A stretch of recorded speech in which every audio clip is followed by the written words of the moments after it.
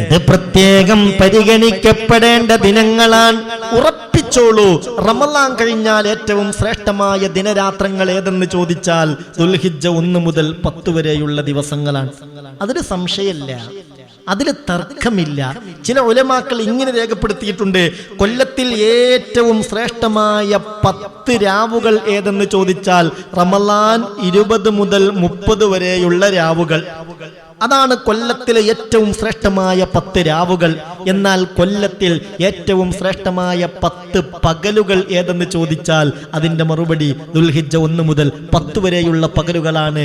അങ്ങനെ രേഖപ്പെടുത്തിയ ഉലമാക്കളുണ്ട്. നമ്മൾ ഈ ദിവസത്തിന്റെ മഹത്വത്തെ അവഗണിക്കരുത്, പരിഗണിക്കാതിരിക്കരുത്. ഒരാൾ ഇങ്ങനെ നേർച്ചയാക്കി എന്ന് വിചാരിക്കുക, റമളാൻ കഴിഞ്ഞാൽ ഏറ്റവും ശ്രേഷ്ഠമായ ഏതാനും ദിവസങ്ങൾ നോമ്പെടുക്കാൻ ഞാൻ നേർച്ചയാക്കി, അങ്ങനെ പറഞ്ഞുള്ളൂ. ഇന്ന ദിവസത്തിലെന്നോ ഇന്ന മാസത്തിലെന്നോ അങ്ങനെയൊന്നും പറഞ്ഞില്ല. റമളാൻ കഴിഞ്ഞാൽ ഏറ്റവും ശ്രേഷ്ഠമായ ഏതാനും മാസം, ഏതാനും ദിവസം നോമ്പെടുക്കാൻ ഞാൻ നേർച്ചയാക്കി എന്ന് പറഞ്ഞു. എന്നാൽ ഏത് മാസത്തിലാണ് അയാൾ നോമ്പെടുക്കേണ്ടത്? മുഹറത്തിലാണോ, റബീഉൽ അവ്വലിലാണോ, സഫറിലാണോ? അയാൾ നോമ്പെടുക്കേണ്ടത് ദുൽഹിജ്ജ 1 മുതൽ 9 വരെയുള്ള ദിവസങ്ങളിലായിട്ടാണ്. എന്തുകൊണ്ട്? അതാണ് റമളാൻ കഴിഞ്ഞാൽ ഏറ്റവും അഫ്ളലായ ദിവസം. അങ്ങനെയാണ്. ഒരാൾ പറഞ്ഞു, ലില്ലാഹി അലയ്യ അന്നസൂമ അഫ്ളലൽ അയ്യാമി ഫീ സനതി ഹാദിഹി ബഅദ റമളാൻ. റമളാൻ കഴിഞ്ഞാൽ ഈ കൊല്ലത്തിലെ ഏറ്റവും ശ്രേഷ്ഠമായ ഏതാനും ദിവസത്തിൽ നോമ്പെടുക്കാൻ ഞാൻ നേർച്ചയാക്കി. ഏത് ദിവസം നോമ്പെടുക്കണം?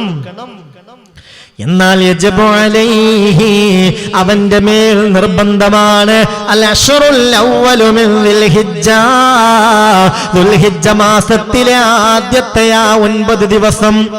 1 മുതൽ 9, 10 അന്ന് നോമ്പെടുക്കാൻ പറ്റൂലല്ലോ, പെരുന്നാൾ ദിവസമല്ലേ. അപ്പോൾ ഈ ദിവസത്തിലാണ് നോമ്പെടുക്കേണ്ടത്. 1 മുതൽ 9 വരെ നോമ്പെടുക്കൽ സുന്നത്താണ്. അതിലേറ്റവും അഫ്ളലാണ് 8-നും 9-നും നോമ്പെടുക്കുക. കഴിവിന്റെ പരമാവധി അതൊക്കെ പാലിക്കാൻ പടച്ച റബ്ബ് നമുക്ക് തൗഫീക്ക് നൽകട്ടെ. അല്ലാഹു തൗഫീക്ക് നൽകട്ടെ, അല്ലാഹു ഭാഗ്യം നൽകട്ടെ. എൻ്റെ പ്രിയപ്പെട്ടവരെ, അപ്പോൾ ശ്രദ്ധിക്കണം, ഞാൻ പറഞ്ഞ കാര്യം മറക്കരുത്. സുബ്ഹാനല്ലാഹി വൽഹംദുലില്ലാഹി വലാ ഇലാഹ ഇല്ലല്ലാഹു വല്ലാഹു അക്ബർ. സുബ്ഹാനല്ലാഹി വൽഹംദുലില്ലാഹി വലാ ഇലാഹ ഇല്ലല്ലാഹു വല്ലാഹു അക്ബർ. സുബ്ഹാനല്ലാഹി വൽഹംദുലില്ലാഹി വലാ ഇലാഹ ഇല്ലല്ലാഹു വല്ലാഹു അക്ബർ. സുബ്ഹാനല്ലാഹി വൽഹംദുലില്ലാഹി വലാ ഇലാഹ ഇല്ലല്ലാഹു വല്ലാഹു അക്ബർ.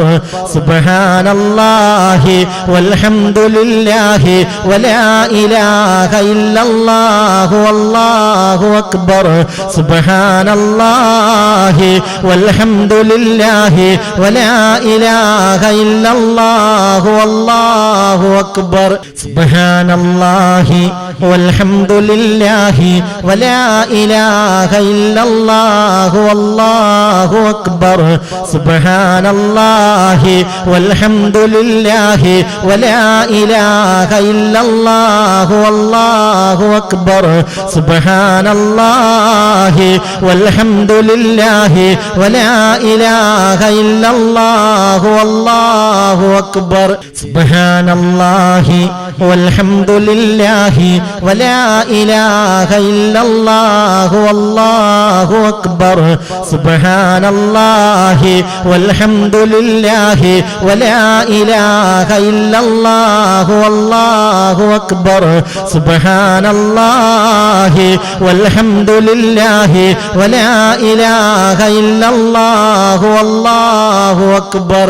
സുബ്ഹാനല്ലാഹി വൽഹംദുലില്ലാഹി വലാ ഇലാഹ ഇല്ലല്ലാഹു വല്ലാഹു അക്ബർ. സുബ്ഹാനല്ലാഹി വൽഹംദുലില്ലാഹി വലാ ഇലാഹ ഇല്ലല്ലാഹു വല്ലാഹു അക്ബർ. സുബ്ഹാനല്ലാഹി വൽഹംദുലില്ലാഹി വലാ ഇലാഹ ഇല്ലല്ലാഹു വല്ലാഹു അക്ബർ.